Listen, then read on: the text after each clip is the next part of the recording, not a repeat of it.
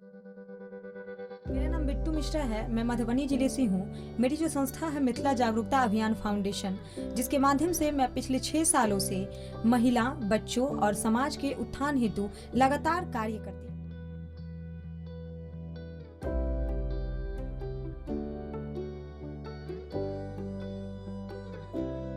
सबसे ज्यादा समस्या अगर महिलाओं के साथ है तो वो है शिक्षा और स्वास्थ्य। मुझे बहुत अजीब लगा जब मैंने देखा कि ग्रामीण स्तर पर छोटे छोटे स्लम बस्ती के बच्चे पढ़ाई की ओर ज़्यादा आकर्षित नहीं हैं। वो सिर्फ सरकारी विद्यालय तक ही सीमित रह जाते हैं और उनके माता पिता का भी कहना होता है कि अगर हमारे पास पैसे नहीं है तो हम फिर कहाँ से बच्चों पे इन्वेस्ट करें। तो मुझे लगा कि नहीं, इनके लिए भी कुछ न कुछ जरूर करना चाहिए। तो मैंने उसी समय से अपने टीम के वॉलंटियर्स के साथ मिल के शुरुआत कर दी और बच्चों को फ्री में 2 घंटे, 3 घंटे, 4 घंटे उनको निःशुल्क शिक्षा देना हम लोगों ने शुरू कर दिया। साथ ही साथ हमें जहाँ ज़रूरत लगती थी तो बच्चों के बीच कॉपी, पेन, स्कूल बैग, जूते, ऐसी सामग्री वितरण करना, या फिर जो ऐसे टैलेंटेड बच्चे होते थे उनको प्राइवेट स्कूल से बात कर उनको उसमें दाखिल दिलवाना। तो हालांकि मेरे लिए चैलेंज रहा, लेकिन जैसे जैसे मैं करती गई तो मुझे ऐसा लगा कि सब कुछ आसान होते जा रहा है। 2016 से मैंने महिलाओं के स्वास्थ्य के ऊपर खास ख्याल रखते हुए मेंस्ट्रुअल हाइजीन कैंपेन की शुरुआत की। ग्रामीण क्षेत्र में मेरे लिए बहुत बड़ा चैलेंज था। महिलाएं आगे नहीं आना चाहती थी।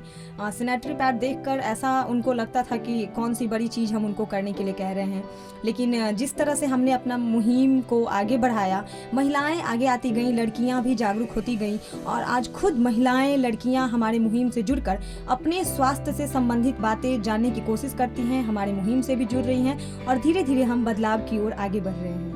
13 साल की उम्र थी मेरी और मैंने देखा कि समाज में बहुत सारी कुरीतियां हैं, बहुत सारे अंधविश्वास हैं, जिसके कारण समाज की लड़कियां, महिला आगे नहीं बढ़ पा रही हैं। तो मुझे लगा कि कुछ न कुछ ऐसा करना चाहिए जिससे ये सारी परेशानियां दूर हो, और इसके लिए मैं 9वीं कक्षा में पढ़ रही थी। मैंने उसी समय स्टार्ट कर दिया। सबसे पहला मुहिम था हमारा भ्रूण हत्या के ऊपर, दहेज प्रथा, बाल विवाह के ऊपर। मेरे पापा एक प्राइवेट स्कूल चलाते हैं, तो मैं वहीं से देखती आई हूँ कि छोटी छोटी बच्चियों को स्कूल से ले जाकर उनको अगली कक्षा में प्रवेश दिलाकर जल्द ही शादी कर दी जाती थी। ऐसी बहुत सारी समाज में समस्याएं हैं जो मुझे हमेशा परेशान करती रहती थी, जैसे कि समाज में व्याप्त रूप से अश्लीलता फैलना। समाज में राजनीति की अगर बात करें तो महिलाएं जब पद पर आ जाती हैं तो वो अपने पद को नहीं संभाल कर अपने पति के हाथ में सौंप देती हैं, या फिर महिलाएं किसी भी चीज़ को बारीकी से नहीं देखना चाहती हैं, वो अपनी चीज़ों से हटती रहती हैं। तो मुझे लगा कि इन सब चीज़ों पर काम करना चाहिए। हालांकि मेरे लिए बहुत बड़ी चैलेंज थी, क्योंकि ग्रामीण क्षेत्र में लड़कियों को समाज सेवा, राजनीति या फिर बिजनेस, इन सब चीज़ों से बहुत दूर रखा जाता है। लेकिन मेरे पिताजी ने मुझे प्रोत्साहित किया, मेरी माँ मेरा सपोर्ट की और मैं इसी को लेकर के आगे लगातार बढ़ती गई।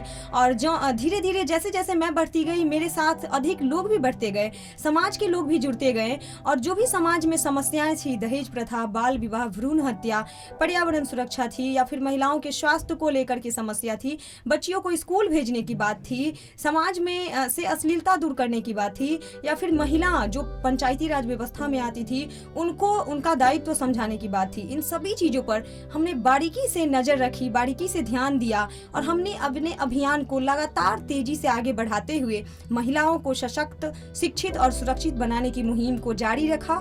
और आज समय बहुत अच्छा है, बहुत सारी लड़कियां, महिलाएं मुहिम से जुड़कर आगे बढ़ रही हैं और धीरे धीरे हम बदलाव की ओर लगातार कदम बढ़ाते जा रहे हैं।